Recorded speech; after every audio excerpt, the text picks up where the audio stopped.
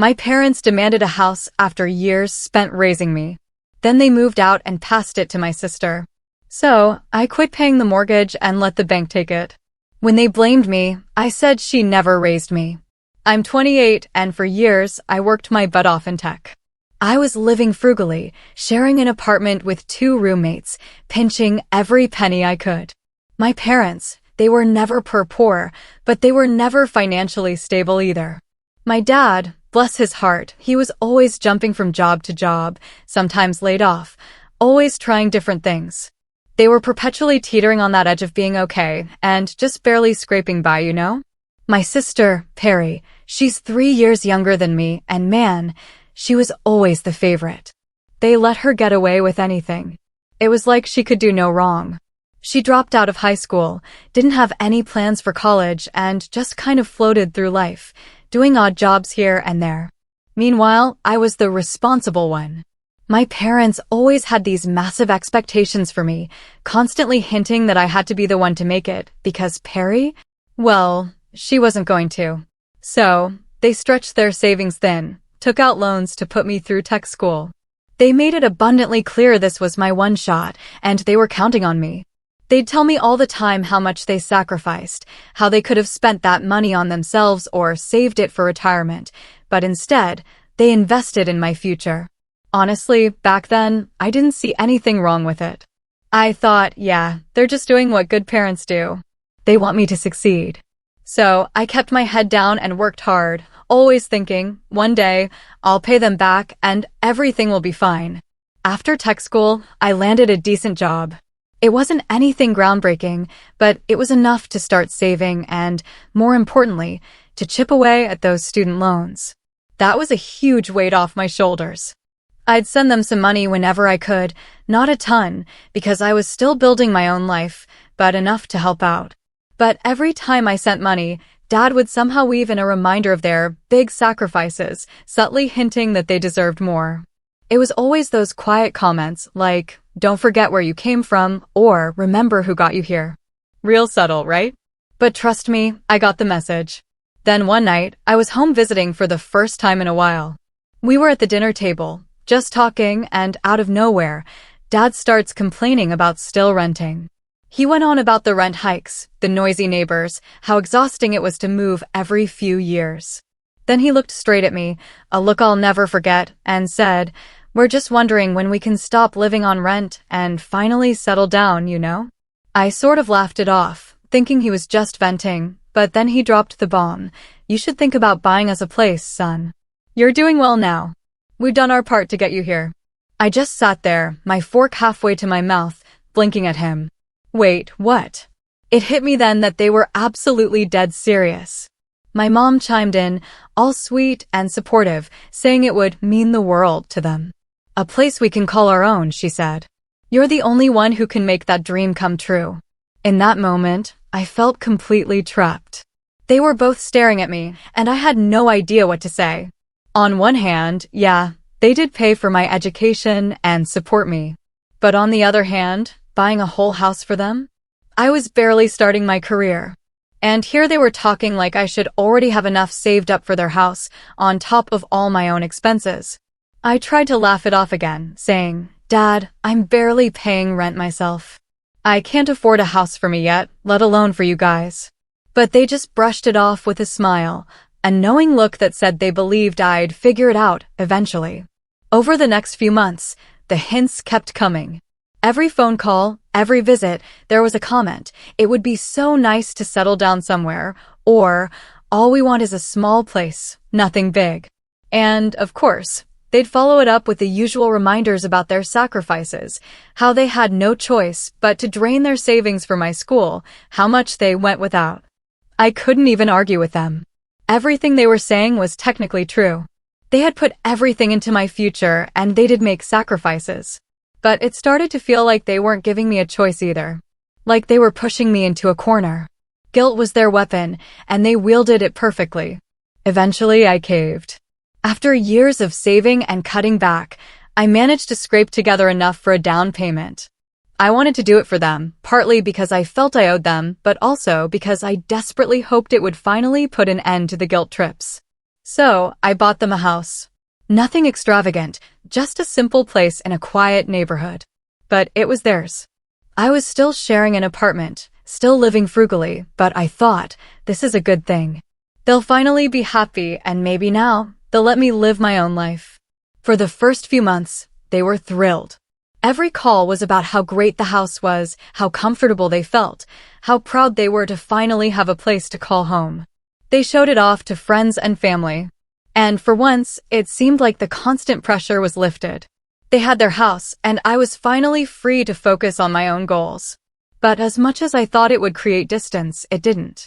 The house only got brought up more. Mom would mention how they were making it a true home and all the little upgrades they wanted, hinting it would be great if I could help with those costs, too. Dad would remind me of the mortgage payments, saying how we're all contributing to make this happen. It felt like every conversation revolved around the house. Still, I kept paying the mortgage, sending extra whenever I could to pay it off sooner. My life was just work, save, repeat. But it felt like I was working towards something good. After all, I'd made their dream come true, right? I thought that was what mattered. But every time I looked at my own meager savings, I'd get that sinking feeling. I was still just getting by, making all these sacrifices for a house I couldn't even live in, while they sat comfortably in what was supposed to be our accomplishment. So, my parents had the house, and I figured things would finally chill. I thought they'd back off a bit, you know? I mean, I'd done something pretty huge for them. But the whole favorite child thing with my sister, Perry, just kept creeping back in. And it was like the more I helped, the more they leaned on me. I kept telling myself it was no big deal, but I was starting to feel more like a wallet than a son. Perry had always been treated differently, even though it was obvious to everyone but my parents. Growing up, she was never held to any standards. She dropped out of high school, got into stuff that didn't really pan out, and kind of drifted from job to job. But in their eyes, she was just finding herself or exploring her options. They always found a way to paint her choices in some forgiving light. While I was told to stay focused, work hard, and basically make something out of myself so I could support the family. When I was in high school, it was pretty clear who they were betting on. I got drilled about my grades, career plans, and every move I made. Meanwhile, Perry could bring home FS on her report card, and Mom would just tell her, not everyone's cut out for school. She could do no wrong, and I was the one expected to set the example. They saw me as their insurance, the one who would go out and make sure everyone was taken care of. Perry was like the family pet, except, she got everything handed to her. So here I am, paying for the house, while they're treating it like it's her space, too. I didn't think too much of it at first. After all, it was technically their house, so if she wanted to come over or stay for a weekend, it wasn't really my business. But then I'd get these weird comments from my parents about how Perry really loved the new place, or how she'd been staying there for days at a time. They even started talking about how great it would be for her to settle down nearby. That little hint just kept popping up every time I'd visit or call. Every single conversation with them started turning into some variation of, it's so good for Perry to have stability nearby. They'd say things like, maybe she could live here while she figures things out. They'd say it in a casual way, like it was nothing big, just something to think about. But I'd worked my ass off to buy that house for them, not to fund a place for Perry to crash whenever she felt like it. A few months in, I realized her little visits weren't just visits anymore. She was practically living there. I didn't want to jump to conclusions, so I asked Mom about it directly. One day, she gave me this vague answer, something like, oh, well, she's just here helping us out around the house. Helping with what, though? I wondered. Every time I'd visit, Perry was there, just lounging around like she owned the place. One weekend, I decided to pop by unannounced. I hadn't told them I was coming because, well, I wanted to see for myself what was really going on. I get there, and it's not my parents who open the door. It's Perry. She's wearing pajamas, looking super comfortable, like this was her place. She seemed surprised to see me and actually asked, oh, what are you doing here, as if I was the one intruding. I remember just standing there, a little stunned, trying to process why she was acting like she'd been there for weeks. I go in, and the whole house is set up with her stuff everywhere. Clothes, bags, makeup strewn around. It was like she'd officially moved in. No question about it. I ask her, where are mom and dad? She shrugs, saying they're out shopping or something and won't be back for a while. I sit down, trying to play it cool, but inside, I'm absolutely fuming. We sit in this awkward silence for a few minutes, and I just can't take it anymore. I go, so, are you staying here for a bit? She just shrugs again, saying, well, it's a nice place. Mom and dad don't mind me hanging out here. I wanted to tell her off, say something like, yeah, well, maybe I mind, but I knew that would blow up into something bigger. So, instead, I just nodded, biting my tongue, trying not to lose it right there. When my parents came back, I brought it up casually, saying something like, hey, I didn't realize Perry was staying here. They just laughed it off, saying she needed a place to stay for a while because things weren't working out with her roommates. I knew exactly what that meant. She'd probably gotten kicked out or couldn't pay her part of the rent, but of course, my parents would never actually say that. To them, it was just another harmless little adjustment in her life. Nothing was ever her fault. That night, we all sat down for dinner, and the entire time, they kept praising her for helping them out around the house. I couldn't believe it. They were acting like she was some kind of hero for being there while I'm the one actually paying for the place. Every time I tried to bring up something related to the house, they'd steer the conversation back to Perry. How good it was for her, how she was finally getting her feet on the ground, and how this was just what she needed to get on the right track. It was like I wasn't even part of the picture anymore. They were making this house about her as if my sacrifices didn't exist. After that night, I couldn't shake this feeling that I'd been duped. I didn't sign up to buy a house for Perry. I bought it for them, thinking I'd be giving them security. But it started feeling more like I was financing Perry's new life. I left that visit feeling frustrated, like I'd walked into a trap I didn't even know was there. It was becoming clearer that my parents had a blind spot the size of a house when it came to Perry. I couldn't help but feel like I was being taken advantage of, and it was getting hard to ignore. The next time I talked to my parents, they dropped another bomb on me. They started talking about how settled Perry seemed to feel in the house and how great it would be if she had her own space. I tried to laugh it off, saying, well, she's got to find her own way eventually. Right? But they just looked at me with these blank stares like I wasn't getting it. And I realized then that they had a completely different idea about what her own space meant. Alright, so here's where things went completely off the rails. After that last visit where I'd walked in on Perry just lounging around the house, I figured she'd be moving out soon, or at the very least, she'd help out if she was planning to stay longer. I thought maybe she was just crashing there temporarily, like we all do when we're going through something. But a couple of weeks later, my mom calls me up, all casual, and drops a bombshell. They'd actually moved out. Yeah, you heard that right. My parents moved out of the house I bought for them, and Perry had moved in full-time instead. I sat there, phone in hand, trying to process it. I couldn't believe what I was hearing.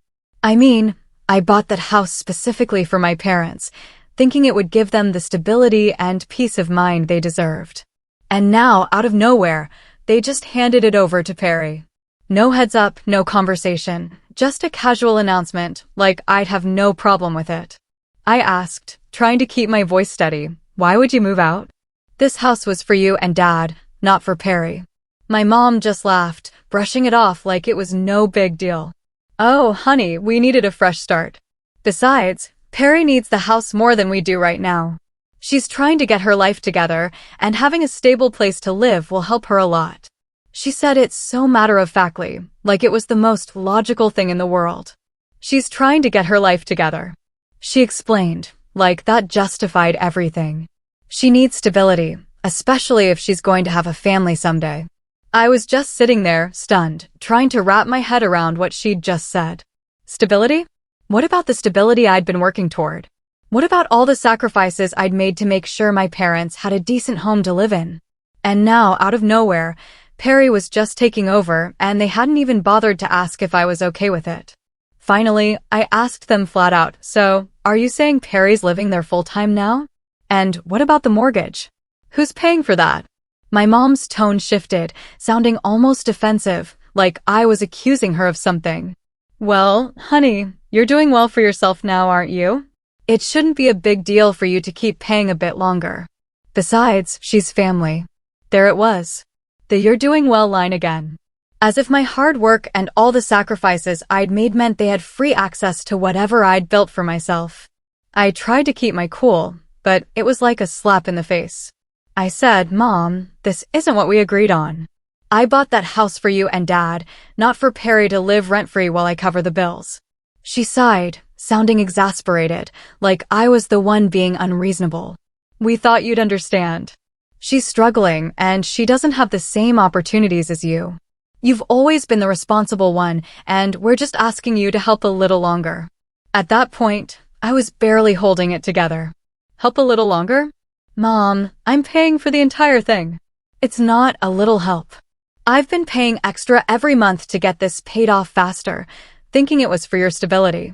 Now you're telling me you just handed it over to Perry without even asking me. My dad chimed in then, trying to sound calm and reasonable, but he came off more patronizing than anything. "Son, we didn't think it'd be such a big deal. We know you're financially stable, and Perry could really use this. It's just until she gets back on her feet." "Gets back on her feet?" I said, my voice rising despite trying to keep it in check. "She's been getting back on her feet her entire life. When does it stop being my responsibility to fix everything for her?" They just sat there looking at me like I was the one who'd done something wrong. Finally, my mom said, "Well, maybe we shouldn't have assumed you'd be so willing to help your own family." The way she said it, like I was the bad guy, just hit me hard. It was like no matter what I did, they'd always find a way to turn it on me. I got up to leave, saying, "Look, this needs to change. Either she pays her part or you guys do, but I'm not just footing the bill for Perry to live for free in the house I'm sacrificing everything for." They didn't respond, just looked at each other like they were disappointed in me, as if I'd let them down somehow. Driving home, I felt more frustrated and betrayed than I ever had before. They'd pulled this move, blindsiding me with a decision that impacted my life in a huge way. And then they had the nerve to make me feel guilty for not wanting to just go along with it. It was like all my hard work and everything I'd done for them meant nothing. Back at my place, I tried to calm down, thinking maybe I was overreacting, that maybe I was being selfish for wanting a little say in how my money was being spent. But the more I thought about it, the more it sank in that I wasn't being unreasonable at all. I mean, who just hands over a house that someone else is paying for without even asking them? What kind of parents do that? And what kind of sister just moves in without offering to help out, without even considering that maybe this wasn't fair? I felt like I was at a crossroads. If I kept going along with this, what was next? Would I be expected to fund every little thing they decided to hand over to Perry just because I was doing well? Would I always be the backup plan, the one they could depend on whenever they needed money? I thought back to all the years I'd worked to get here, all the sacrifices I'd made. I'd spent my life trying to make them proud, working my way up so I could give them a better life. And now that I'd done it, it was like I was just a resource to them. Not a son with his own dreams, but a wallet. And Perry? She wasn't even remotely grateful. It was just expected that I'd step in and fix things for her whenever she needed it. The more I thought about it, the more I realized something had to change. I couldn't keep paying for everything without setting some boundaries, or this was never going to end. If they saw me as their financial safety net, they'd never stop taking, and I'd never be able to live my own life. So, I made up my mind. I was going to have to set some hard limits. Even if it hurt them, even if they didn't understand. Because at the end of the day, I'd spent too long sacrificing everything for a family that saw my success as theirs to spend, and I deserved better than that. After that last call, it was crystal clear. I had to make some tough decisions. The whole situation had gotten wildly out of control, and if I didn't set some hard limits, they'd keep taking from me until I had nothing left. My parents had moved out without a word, turned my house into Perry's place, and even had the audacity to use my extra payments to cover their rent. They didn't see a problem with any of it, and that told me they'd keep pushing until I finally put my foot down. I took a couple of days to think it through. I wanted to approach this calmly, not just come in guns blazing. The plan was simple. I'd tell them I wasn't going to keep sending extra payments. And if Perry wanted to live there, she needed to start contributing to the mortgage, or she needed to move out. It was time for some real boundaries. So, I called my parents and told them we needed to talk face to face. They weren't thrilled, but agreed, and I headed over to their new place. The tension was thick when I arrived, and it was obvious they knew what this was about. We sat down, and I didn't waste any time getting to the point. Look, I started, keeping my voice as calm as I could. I found out from the bank that the extra money I've been sending hasn't been going toward the mortgage. I don't appreciate being kept in the dark about where my money's going. My dad tried to wave it off. It's not a big deal. We needed the extra to cover rent since we moved out for Perry.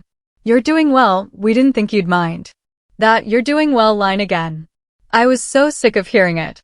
They used it every single time they wanted something from me, like the fact that I'd worked hard somehow made it my job to fix all their problems. I took a deep breath and replied, "But I do mind, Dad. I bought this house for you, not for Perry. And the extra was supposed to pay off the mortgage faster, not fund a second place for you. I can't keep doing this." My mom gave me that disappointed look she'd perfected over the years. "Honey, Perry needs stability. She doesn't have the same opportunities as you. We thought you'd want to help your sister." I was so frustrated. I could feel my patience slipping.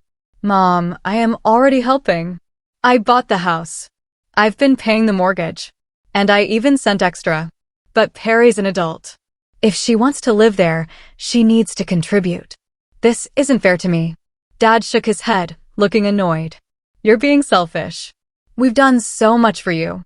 Isn't it time you gave a little back to the family?" I felt my temper rising, but I kept it together. I am giving back. I've been giving more than enough, but I have a right to set limits. And right now, the limit is that I'm only paying the minimum mortgage from now on. If Perry's staying there, she needs to pitch in, or she has to find somewhere else to live. They both looked at me, clearly unhappy, but I didn't back down. I'd rehearsed this in my head so many times that I knew exactly what I needed to say, and I wasn't going to let them guilt me into caving. "This isn't about not caring," I added. "It's about fairness. I worked hard to get here, and I deserve some respect for that. I'm happy to support you guys, but not like this." My mom sighed and tried one last time. "We thought you'd understand. Family takes care of each other." "Family also respects each other," I replied, feeling more firm than ever. "I've done everything I can to support you. But I have to draw the line somewhere. I need to focus on my own life, too. If Perry wants to stay, she needs to help out. If not, then I'll figure something else out with the house." There was a long, uncomfortable silence. They weren't used to me talking like this, and I could see they didn't know how to react. My dad eventually muttered, "We'll talk to Perry." It was obvious he wasn't happy, but he realized I wasn't backing down this time. I left feeling drained, but also relieved. For once, I'd stood up for myself without feeling guilty about it. I didn't know what they'd do or what Perry would say, but at that point, I didn't care. I'd done my part, more than my part, and it was time they started respecting that. Over the next few days, I heard nothing from them. No calls, no messages, just silence. Part of me wondered if I'd gone too far, but every time I replayed the conversation, I knew I'd done the right thing. I'd been bending over backward for years, and it was finally time to put my own needs first. Then one afternoon, my mom called. Her voice was calm, almost resigned. She told me they'd talked to Perry, and she'd agreed to start contributing to the mortgage. Just a small amount, but it was something. She sounded disappointed, like she still couldn't believe I'd actually asked for it. But I didn't let it bother me. "That's good to hear," I said, keeping it short. I didn't want to drag this out or get into another guilt trip session. I was just relieved that, for once, they'd actually respected a boundary I'd set. Hanging up, I felt a strange mix of emotions. I was relieved, yes, but also sad. I never thought it would come to this, having to argue with my own parents just to get them to respect what I'd worked so hard for. But I knew it had to happen. If I didn't stand up for myself now, this would be my life forever. Constantly giving, constantly being expected to cover everyone else's mistakes. In the weeks that followed, things were quieter. They didn't push as much, and there were no more sudden changes I wasn't told about. For once, I felt like I was actually living my life for myself, not just as a backup plan for everyone else. I won't say everything's fixed. I know they still see me as the responsible one they can lean on. But at least now I've drawn a line. And if they cross it, I won't hesitate to remind them of where that line stands. It took me years to get here, and I'm not going back. After that last talk, the one where Perry agreed to chip in a small amount, it was clear to me that I needed to walk away entirely. I'd tried everything, reasoning with them, setting boundaries, even offering a compromise to keep things fair. But no matter what I did, it always ended up the same. They saw me as their safety net, not as their son, who also had his own life and goals. So, I made the decision I should have made a long time ago. I stopped paying the mortgage. I was prepared for the fallout. The calls started almost immediately. At first, it was my mom, calling every day, sometimes multiple times a day, leaving these long-winded voicemails about family obligations and how disappointed they were in me. She'd remind me of all the things they'd done for me growing up, making it sound like I was some selfish jerk who'd abandoned his family. Then my dad joined in. His voicemails were sharper, more frustrated. He'd say things like, "We raised you to support your family. We thought you'd always be there for us." But to be honest, I was numb to it. For once, I didn't feel guilty. I'd given them everything I could, and they'd taken advantage of it. This wasn't my problem anymore. Eventually, when I kept ignoring their calls, they ran out of ways to reach me. But that didn't stop them. They started calling from different numbers, sometimes even borrowing friends' phones to try to catch me off guard. I'd see an unknown number pop up and hesitate, just in case it was important.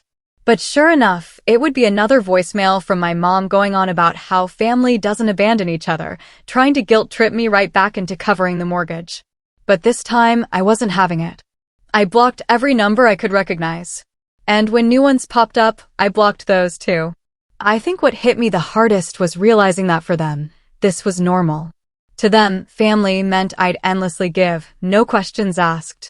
It never crossed their minds that I might have my own life, my own dreams. They couldn't see me as anything other than a bank account with a voice on the other end of the line. With no one covering the mortgage, things unraveled quickly. Within a couple of months, the bank took over the house, and before long, they put it up for auction.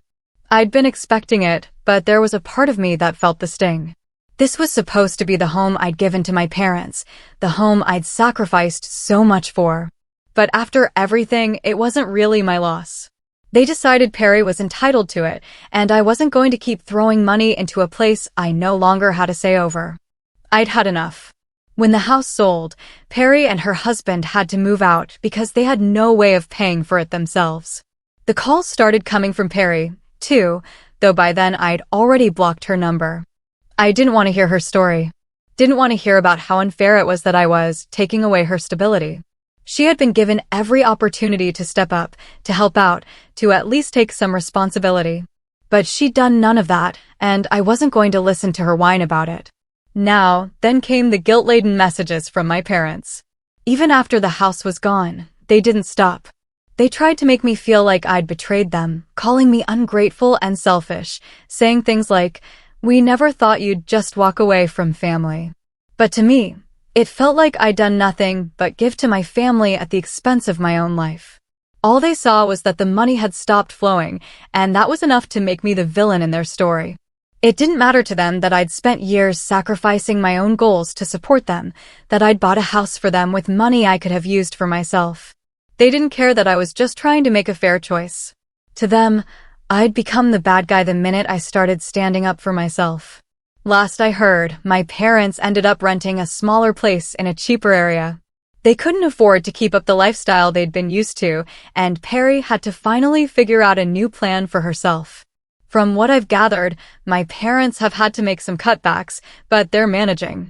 And Perry? She isn't getting her usual handouts anymore. She's on her own for what feels like the first time in her life. As much as I might have felt guilty about it before, now I see it differently. She needed this wake-up call. Maybe now, without me as a fallback, she'll realize she has to put in her own work. As for me, I finally got my own place. It's nothing fancy, a small apartment that I pay for on my own terms. There's a kind of peace in it, knowing that this space belongs to me and that I'm not constantly working just to fund someone else's life. I'm finally able to start saving up for a future that belongs to me alone. The idea of having my own house someday, one that's truly mine, is a goal I'm actually excited about. Looking back, it's wild how long it took me to see the truth. For so many years, I told myself I was just doing what was right, that family meant giving everything you had. But somewhere along the way, family became a way for them to take and take without ever thinking about what it cost me. It's a harsh realization, but I needed it. I wasn't just their kid. I was their wallet. And as much as that hurt, it's helped me draw the line I should have drawn years ago. They say hindsight's 20/20, and I guess they're right. If I'd known how things would turn out, maybe I'd have handled things differently. But at the same time, maybe this was the only way for me to truly see the truth. All those years of guilt, all those sacrifices, I see now that it was more about control than love. They didn't want a son who was happy and independent. They wanted someone who'd take care of them without question.